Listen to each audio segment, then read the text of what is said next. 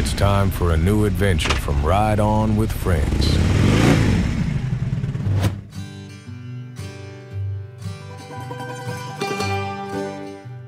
Herzlich willkommen zu unserem Roadtrip Kalimera-Hellas Teil 3 mit dem Motorrad auf den schönsten Straßen Griechenlands. In der letzten Episode sind wir von Igoumenitsa in 3 Etappen über Metsovo, die Meteora-Klöster, den Olymp nach Platomonas und dann weiter bis nach Klyfa gefahren. Das Video hierzu habe ich dir rechts oben nochmals verlinkt. In diesem Teil fahren wir gemeinsam auf der Insel Euböa nach Athen und am Korinthischen Golf entlang bis nach Naupaktos. Viel Spaß dabei!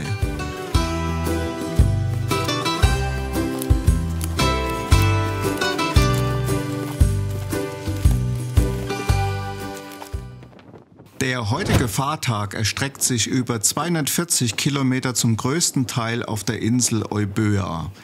Der schönste Abschnitt, die sogenannte Danger Road an der Westküste, ist leider diesmal wegen Felssturz bis auf Weiteres gesperrt. Durch eine Schlucht und über einen kleinen Pass geht es eine sehr kurvenreiche Strecke bis zu einer fast 700 Meter langen Schrägseilbrücke wieder auf das Festland. Das letzte Stück bis vor die Toren Athens wird auf der Autobahn bis zum Hotel am Fuße des Panita-Parks zurückgelegt. Beim Frühstücken erfahren wir, dass die einzige Fähre heute bereits 30 Minuten früher ablegt. So schnell haben wir noch nicht ausgecheckt und die Motorräder gepackt. Normalerweise fährt die Fähre von Klyfa auf die Insel Euböa zweimal am Tag, um 9 und um 12 Uhr. Die Überfahrt dauert 30 Minuten und kostet 10 € für das Motorrad und den Fahrer. Die Fähre kann man leider nicht reservieren. Wer zuerst da ist, darf natürlich als erstes auf die Fähre fahren. In der Nebensaison ist das kein Problem und in der Hauptsaison fährt allerdings die Fähre mehr als zweimal am Tag nach Agiocampos. Ein Problem war eher, dass die Abfahrtszeit unklar war. Wer sich frühzeitig informiert, ist schlauer und muss nicht überhastet wie wir das tolle Frühstücksbuffet im Hotel verlassen. Die Israelis haben das wohl getan, sie sind schon an Bord.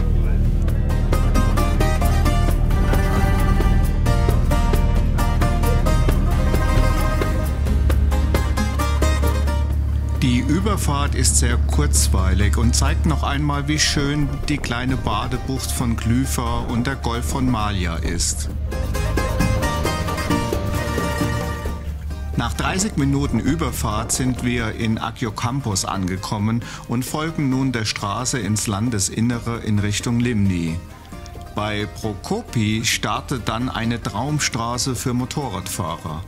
Es geht zunächst durch eine Schlucht und danach etwa 30 Kilometer über einen kleinen Pass bis zur Küste. Viele Berghänge sind den Waldbränden zum Opfer gefallen. Hinzu kam noch das erwähnte Sturmtief, das zu vielen Murenabgängen führte.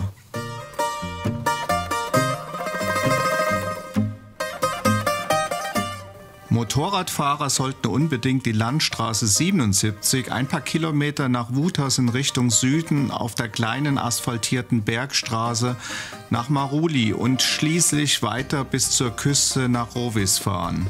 Die Einsamkeit, die Kurven und die tollen Ausblicke lohnen auf jeden Fall.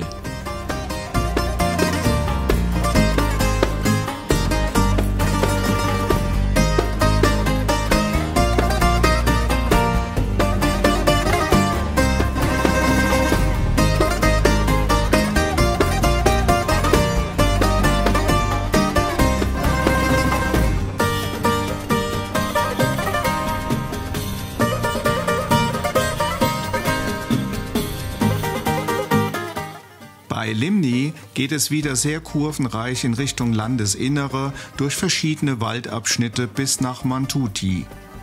Hier fährt man durch einen wunderschönen Platanenwald entlang eines kleinen Flusses, der sich im September 2023 zum reißenden Strom entwickelte und das ganze Gebiet überschwemmt hat. Überall hört man unter Platanen das frische, plätschernde, kühle Wasser. Und deswegen wird diese Region auch die Schweiz von Griechenland genannt.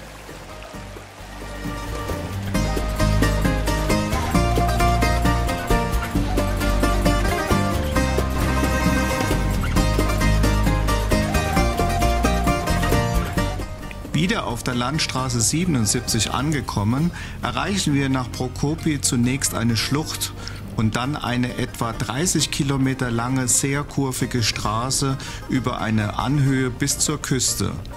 Dieser Abschnitt vermittelt nicht nur uns Fahrspaß, denn genau hier trifft man viele andere einheimische Motorradfahrer, die die gut ausgebaute Strecke genauso genießen.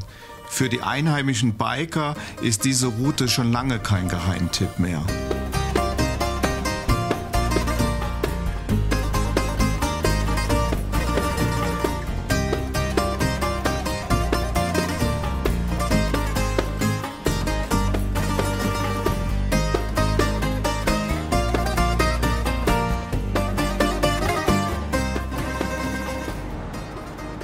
Die Fahrfreude schwindet, je näher wir in Richtung Chalkida, früher auch Chalkis genannt, der Hauptstadt der griechischen Insel Euböa kommen. Der Verkehr nimmt drastisch zu und endlich geht es über die neue Evrypos-Brücke auf die mautpflichtige Autobahn in Richtung Athen.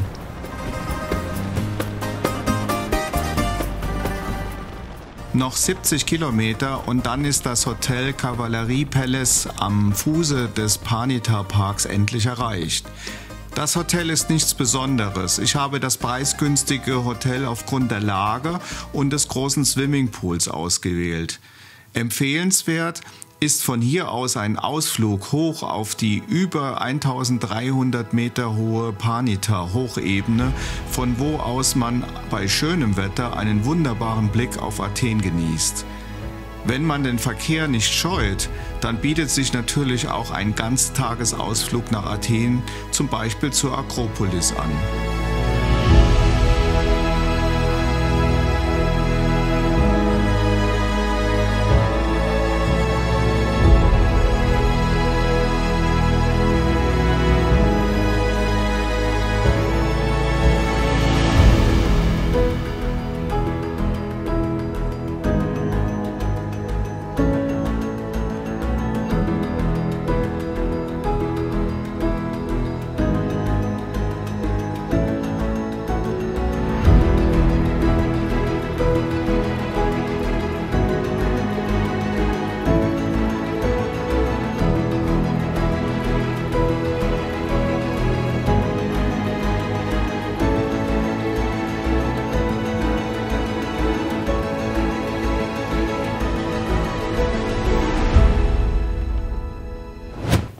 Heute fahren wir größtenteils am Golf von Korinth entlang nach Paktos, eine der schönsten Küstenstraßen in ganz Griechenland. Zunächst führt uns die geplante Route etwas ins hügelige Landesinnere auf alte einsame Handelsstraßen vorbei an Klöster und Ausgrabungsstätten.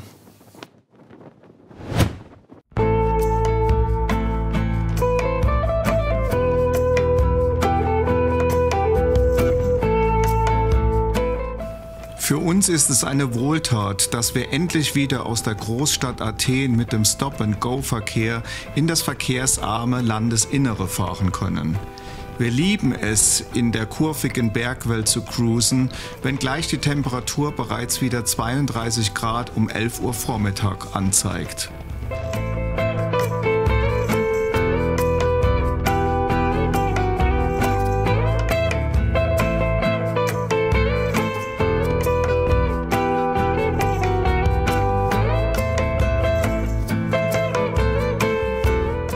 Bei Tisvi entdecken wir wieder eine Traumstraße für Motorradfahrer. Es geht hoch hinauf bis auf fast 1000 Meter Höhe mit tollen Aussichten in Richtung Golf von Korinth und das Anbaugebiet für Oliven und Weinreben.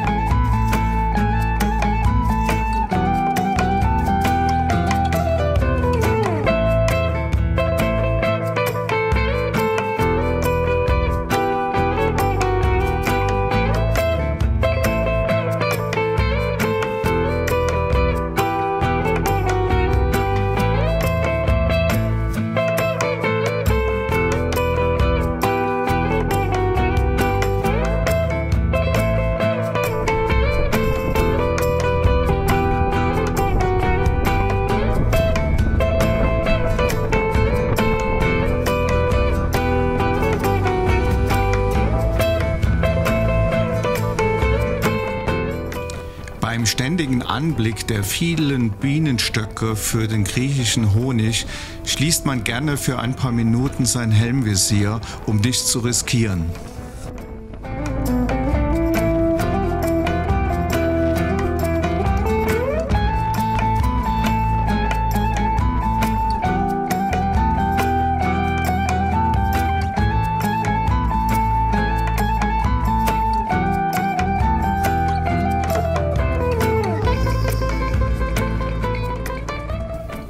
Die gesamte Landstraße bis nach Kyriakio ist ein Traum für jeden Motorradfahrer.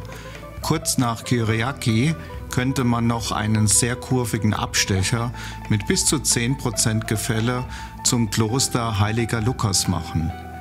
Da das Motorradfahren bei mittlerweile 35 Grad Priorität genießt, entscheiden wir uns allerdings möglichst schnell an Delphi vorbei bis zur Küste vom Golf von Korinth zu kommen.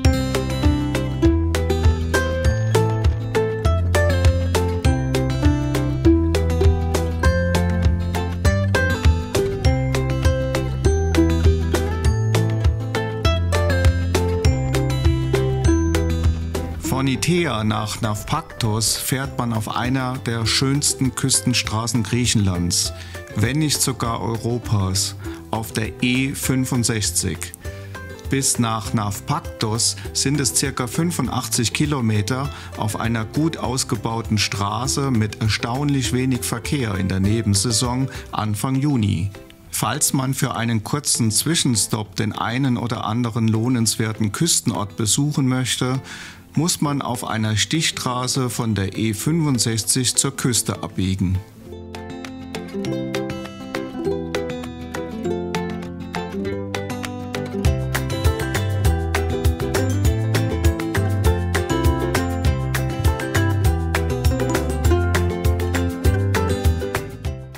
Wir genießen mit der Sonne im Rücken und einer leichten Meeresbrise im Gesicht die tollen Ausblicke auf den Golf von Korinth mit seinen wunderschönen Küstenorten.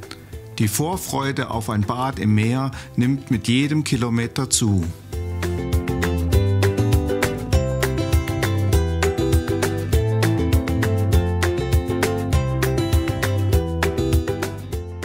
Das Cruisen mit dem Motorrad auf der verkehrsarmen und kurvigen Küstenstraße lässt uns Bikern das Herz aufgehen und die Landschaft ruft uns zu: Kalimera Hellas!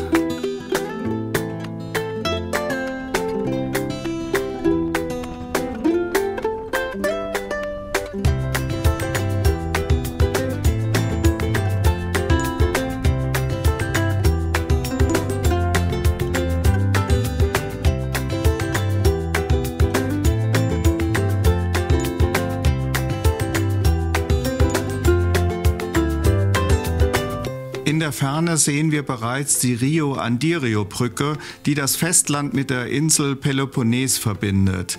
Das Tagesziel Navpaktos ist demnach nicht mehr weit entfernt.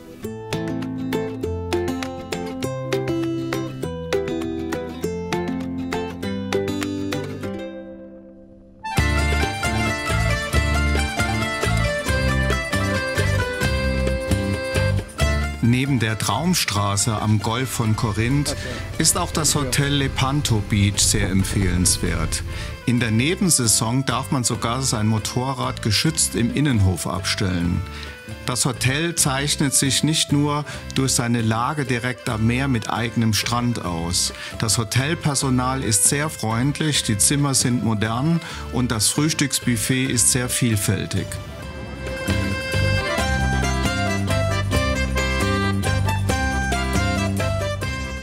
Der Ort Navpaktos ist sehr sehenswert und sollte auf jeder Route eingeplant werden.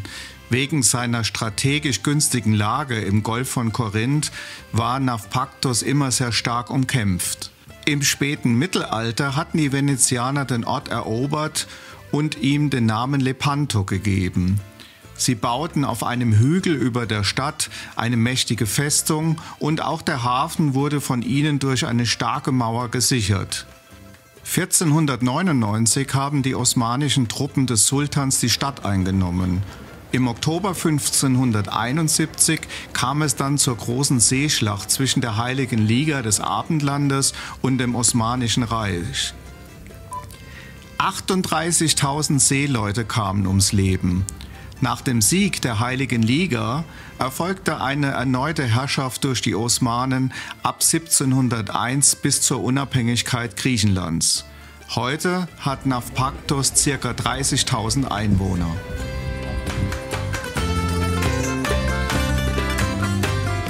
Wir gehen am historischen Hafen typisch griechisch essen.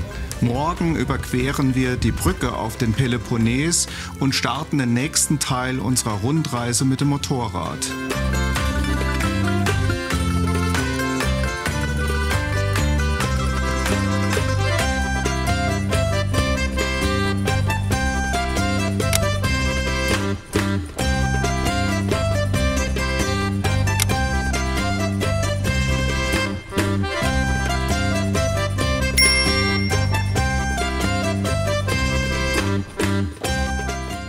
Ich hoffe, dass es dir bisher gefallen hat und ich würde mich freuen, wenn du mit uns auch in den nächsten Episoden auf den Motorrädern durch Griechenland unter dem Motto Kalimera Hellas unterwegs bist. Olata Kalitera.